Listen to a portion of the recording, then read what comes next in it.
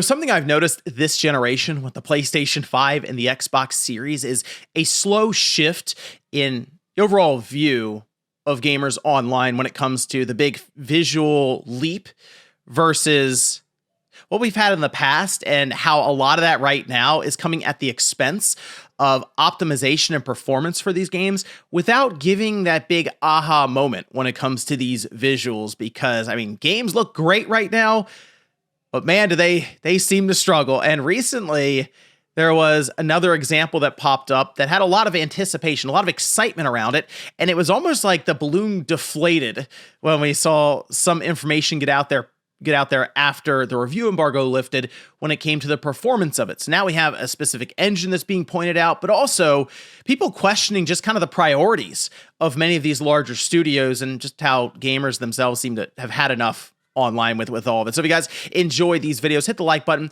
subscribe if you're new. Now, the game I'm talking about here that really kicked this whole conversation off once again, I say once again because this isn't the first time we've seen this, is Metal Gear Solid Delta. Now, Digital Foundry put out a video just analyzing the frame rate in like the initial area, like the first encampment you come upon.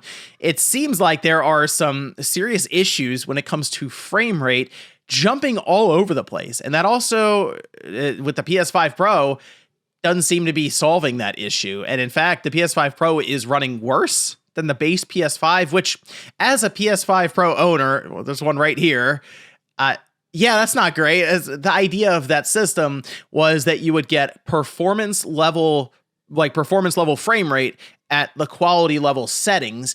And while it appears the resolution is higher on the PlayStation 5 Pro, it does come at the expense of the frame rate, which seems to run lower than the base PS5.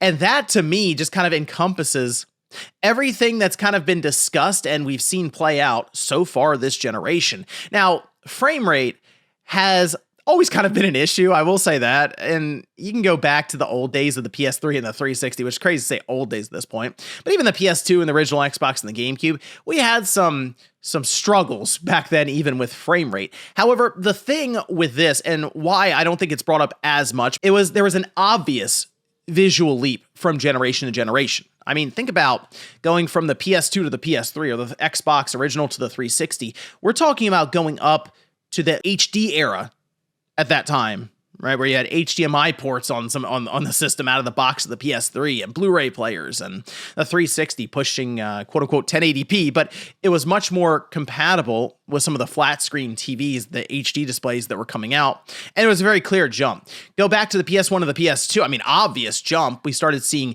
narrative driven games because, to be frank, you could see your character's face and their expressions, which PS1, it was wobbly textures and blocks for faces. Yeah. So that's the thing. Obvious changes. The Super Nintendo, the N64. You're going from 2D for 95% of the games to just full on 3D experiences with Mario 64 out of the box at launch. But we didn't really have that with the PS4 and the Xbox One to the PS5 and the Xbox Series. Even you could say the PS3 and the Xbox 360 to the 1 and the 4, there was a jump there. But you don't really see that as much. People have been fine with the PS4 even up to now, where we're hearing that finally the system has overtaken the PS5 has overtaken the PS4 in terms of user base. So what's keeping people from making the jump? Well, the PS4 has seemed fine for many people, I'm sure, because it plays Fortnite, and it got a lot of even Sony's own first-party games that were cross-gen, like Gran Turismo and God of War and Horizon. Well, the thing with this is, if the visual leap isn't there, it's going to be harder and harder to justify some of these frame rate issues that we're seeing. And look, there's this that went around recently, and it's like, oh, look at this, RTX hair off, RTX hair on. This is getting roasted online, by the way, and I get it. It is kind of that question of what are we doing here? Okay, fine. The hair on the right looks better than the hair on the left. Yes, it looks more defined. Do you see how zoomed in we are right now on this? As in, are you going to notice this in the game? Probably not. Maybe a glancing pass during a cutscene. You're like, oh, wow, the hair actually looks pretty good there. Playing the game on the left side, I'd still be like, oh, the hair looks pretty good there, because again, coming up, we've been seeing hair as just blocks many of the time, or very static elements that don't move much. I remember when hair first started moving, what was it, like that, the hair effects or whatever? It was like, wow, that's kind of cool. It still clips through everything. It's kind of cool that it moves. But after the game starts and you're running around or fighting things, you're not like, wow, look how that hair flows in combat. At least I wasn't. I don't know. It was, there's many other things to focus on, like the game. And that, I think, is one of the biggest parts to this, is that the game itself seems to be suffering at the hands of things like ray tracing or just effects in general, and the push for more and more in terms of visual fidelity or higher resolution visual quality, but it's just not as noticeable now. But the frame rate absolutely is noticeable. When you see Metal Gear Solid 3 jumping all over the place between 30 and 60 frames, that is a game that, yes, you'll feel that when it comes to frame rate. But even going beyond this, things like Unreal Engine 5 are being pointed out heavily. And that's just because we have a string of titles that seem to point back to that being an issue. Elder Scrolls Oblivion Remastered, that was stuttering all over the place. The frame rate wasn't good. Even the visual, like the frame rate, it was kind of blurry. Even playing on the PS5 Pro, it was like, ooh, what's going on here? Mafia: The Old Country, while I was able to play through that fine, there were definitely stutters on the PlayStation 5 Pro. On PC, apparently, it's just worse. I haven't played it there. Going back to Immortals of Avium, that thing was just blurry on the Xbox. And apparently it's because Ascendant Studios decided they wanted 60 FPS. And yeah, for what was a Magic shooter, Call of Duty with Magic, you want it to have a fluid experience with the controls at 60 frames, but it just looked blurry. Like it was like kind of a blurry mess. And Star Wars Jedi Survivor, what a shame, really, because that's a game that I wanted to recommend to everyone when it came out, because it's an awesome game. It is not a good experience on PC or even on console when it first came out, and they've been spending the entire time ever since it came out trying to fix the game. So how do you the game itself, again, gameplay is good. I think the scope itself is good. It's very expansive. There's a lot of stuff to do, and it's awesome. Throwing around a lightsaber with a character who is not only force sensitive, but basically a Jedi Master at that point. How do you then take a game that's good, run it through the ringer with that performance, and then recommend it to someone? You really can't. And it's unfortunate, because that's kind of how I was left with that game. Was I want to tell people this is awesome, and they should play it, and they should buy it, but I can't, because the game is just like borderline broken at times.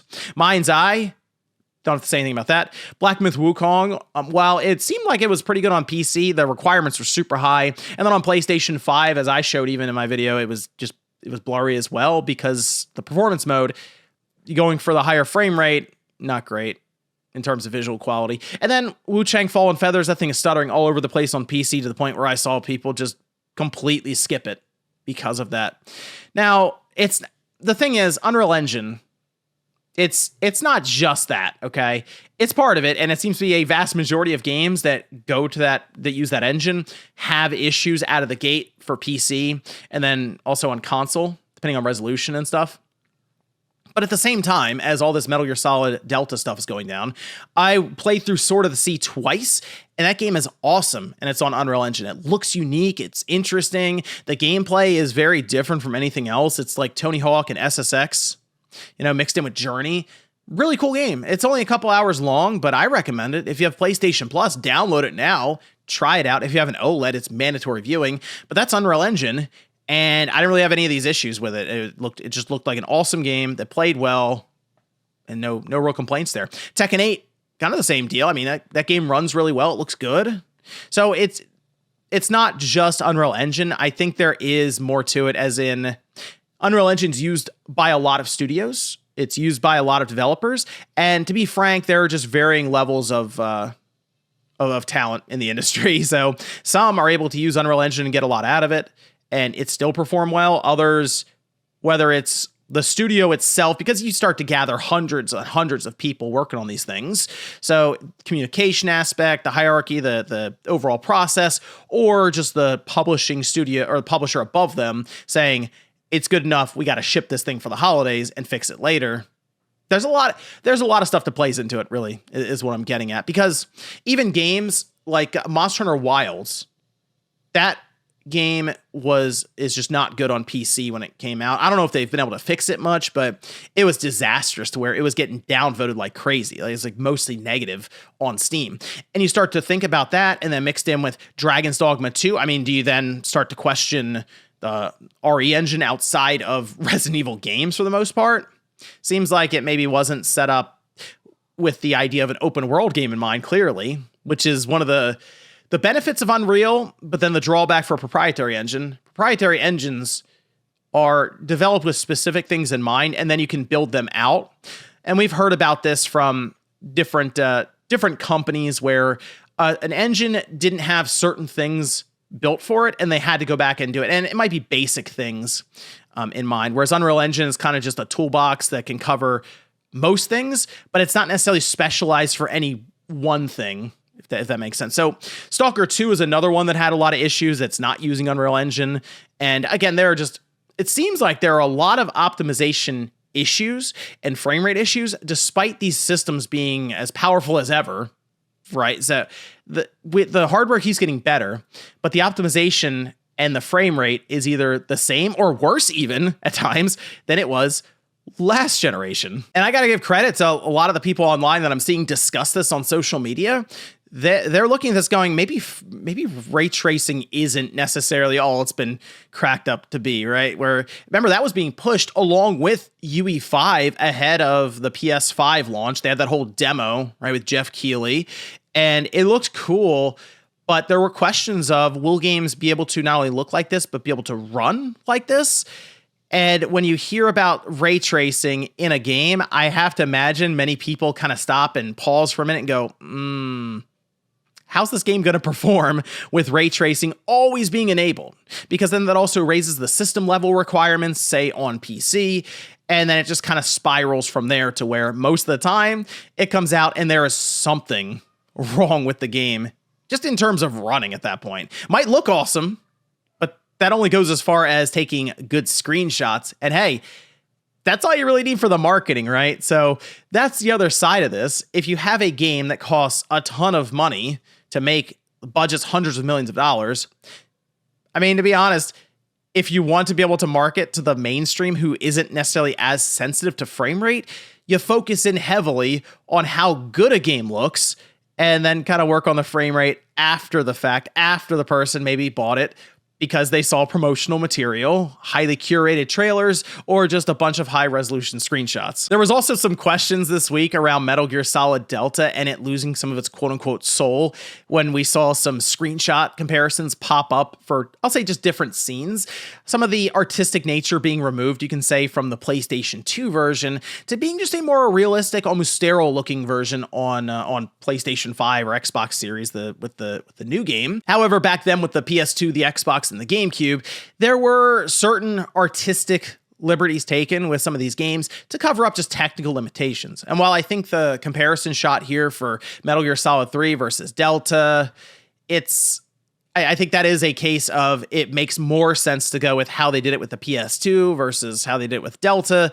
It's not necessarily something that's going to shine through, no pun intended, with a more powerful system that's going to just have that more realistic Unreal Engine look to it. It's just, it would look kind of strange to go with that much light pouring through, which then comes around to the question of, with Unreal Engine being used so often and almost that Unreal Engine look being replicated across the board for those hyper realistic visuals, the idea of games just looking the same very, very often, right? It's like, man, I feel like I've seen this game before. And really, it's just because you've seen kind of the more default look of Unreal Engine 5. And that's one of the reasons I think something like Sword of the Sea stuck out to me so much.